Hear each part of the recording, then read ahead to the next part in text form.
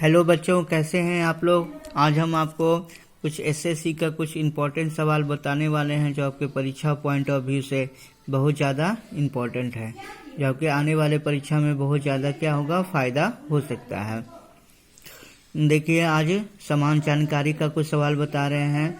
भारत ने यूनिसेफ में बहुपक्षीय वार्ताओं में सक्रिय रूप से काम किया है। यूनिसेफ का पूर्ण रूप क्या होता है। यू मतलब यूनाइटेड, एन मतलब नेशंस, एफ मतलब फ्रेमवर्क, सी मतलब कन्वेंशंस ऑफ, सी मतलब क्लाइमेट और फिर सी मतलब चेंज, यानी United Nations framework conventions on climate change होता है। यूनिसेफ का ये मतलब होता है।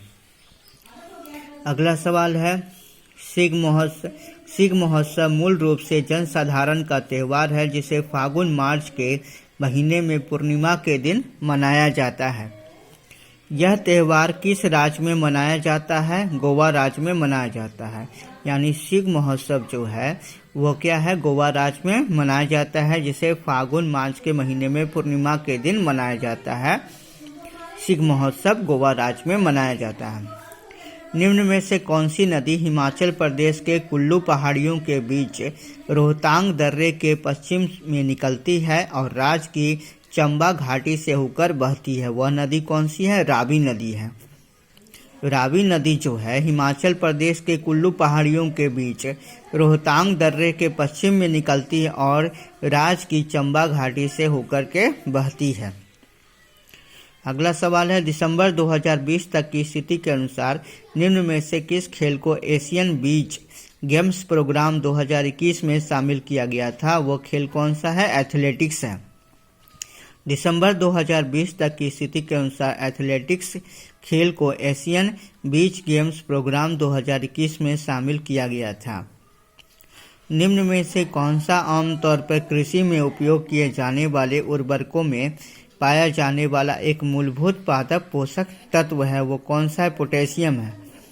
कौन सा है, पोटेशियम है। पोटेशियम जो है कृषि में उपयोग किए जाने वाले उर्वरक में पाया जाने वाला एक मूलभूत पादप पोषक तत्व है।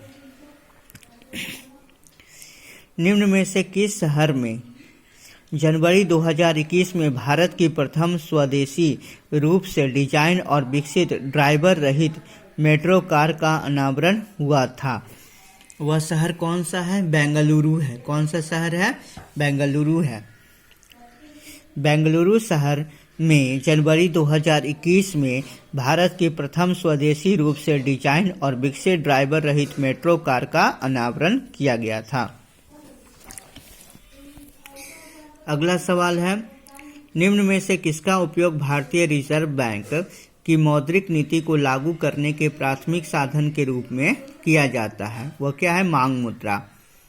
मांग मुद्रा का उपयोग भारतीय रिजर्व बैंक की मौद्रिक नीति को लागू करने के प्राथमिक साधन के रूप में किया जाता है। किस साधन के रूप में किया जाता है, भारतीय रिजर्व बैंक द्वारा प्राथमिक साधन के रूप में किया जाता है मांग मुद्रा का उपयोग।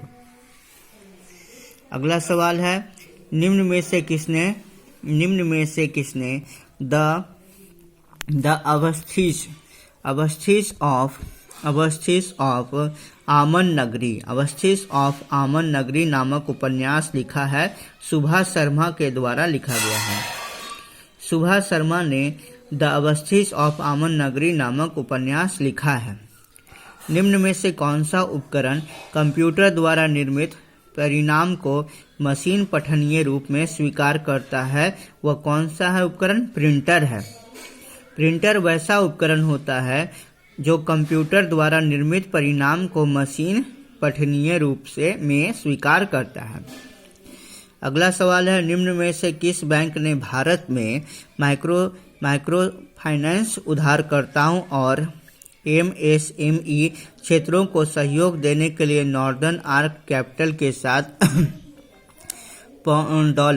$40 मिलियन के ऋण पर हस्ताक्षर किए हैं। वह बैंक कौन सा, एडीबी है। एडीबी बैंक ने भारत में माइक्रो फाइनेंस उधारकर्ताओं और एमएसएमई क्षेत्रों को सहयोग देने के लिए नॉर्दर्न आर्क कैपिटल के साथ $40 मिलियन के ऋण पर हस्ताक्षर किया है। निम्न में से कौन सा कारक कृषि भूमि की उर्वरकता हानि के लिए उत्तरदायी नहीं है? उच्च मृदा धनायन विनिमय क्षमता। तो कृषि भूमि की उर्वरकता की हानि के लिए उत्तरदायी कौन है? जल भराव है, मृदा लवणता और मृदा क्षारीय है। अगला सवाल है, कुलदीप हांडू ने 2020 में द्रोणाचार्य पुरस्कार जीता। वे किस खेल से संबंधित है? वुशु खेल से संबंधित है। कुलदीप हांडू ने 2020 में द्रोणाचार्य पुरस्कार जीता। वे किस खेल से संबंधित है? वुशु खेल से संबंधित है। निम्न में से किस राज्य सरकार ने कृषि संबंधी जानकारी और कृषि ऋण विवरणों को एक ही मंच पर एकत्र करने के लिए ई गवर्नेंस पोर्टल, किसान पंजीकरण और एकीकृत लाभार्थी सूचना प्रणाली का अनावरण किया है? वह राज्य कौन सा है? कर्नाटक। कर्नाटक राज्य सरकार ने कृषि संबंधी जानकारी और कृषि ऋण विवरणों को एक ही मंच पर एकत्र करने के लिए ई गवर्नेंस पोर्टल, किसान पंजीकरण और एकीकृत लाभार्थी सूचना प्रणाली का अनावरण किया है। अगला सवाल है, सूर्यधार झील। सूर्यधार झील निम्न में से किस राज्य में स्थित है? उत्तराखंड में स्थित है। सूर्यधार झील उत्तराखंड राज्य में अवस्थित है। अगला सवाल है, निम्न में से किस लड़ाई में मौलवी अहमदुल्ला शाह ने हेनरी लॉरेंस के नेतृत्व वाली सेना को परास्त किया? चिन्हट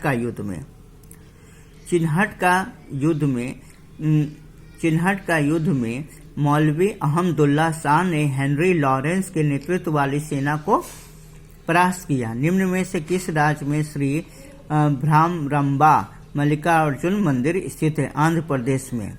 आंध्र प्रदेश राज्य में श्री भ्रामरंबा मल्लिकार्जुन मंदिर स्थित है। निम्न में से किस वर्ष में कॉर्नवालिस कोड लागू किया गया था? 1793 ईस्वी में। 1793 ईस्वी में कॉर्नवालिस कोड को लागू किया गया था। निम्न में से कौन सा वर्ष जो है EBCDIC का पूर्ण रूप है? तो निम्न में से कौन सा EBCDIC का पूर्ण रूप है? तो EBCDI का पूर्ण रूप क्या होगा? Extended binary coded decimal interchange code होता है। अगला सवाल है, भारत सरकार द्वारा जनवरी 2021 में शुरू किए गए सक्षम अभियान का उद्देश्य किसके बारे में जागरूकता फैलाना है? क्लीनर ईंधन को अपनाने में। भारत सरकार द्वारा जनवरी 2021 में शुरू किए गए सक्षम अभियान का उद्देश्य क्लीनर ईंधन को अपनाने के बारे में जागरूकता फैलाना है। अगला सवाल है, निम्न में से कौन सा रोग हेलिकोबैक्टर पायरोलॉजी के कारण होता है?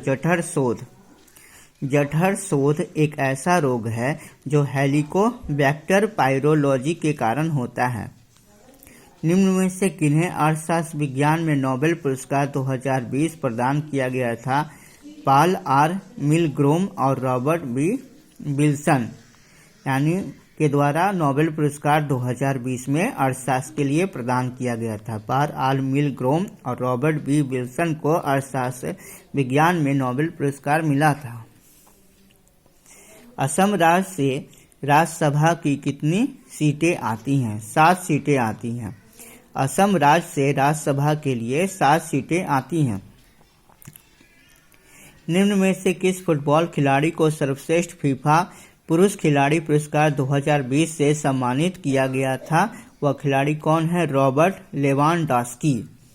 रॉबर्ट लेवानडॉस्की फुटबॉल खिलाड़ी को सर्वश्रेष्ठ फीफा पुरुष खिलाड़ी पुरस्कार 2020 से सम्मानित किया गया था।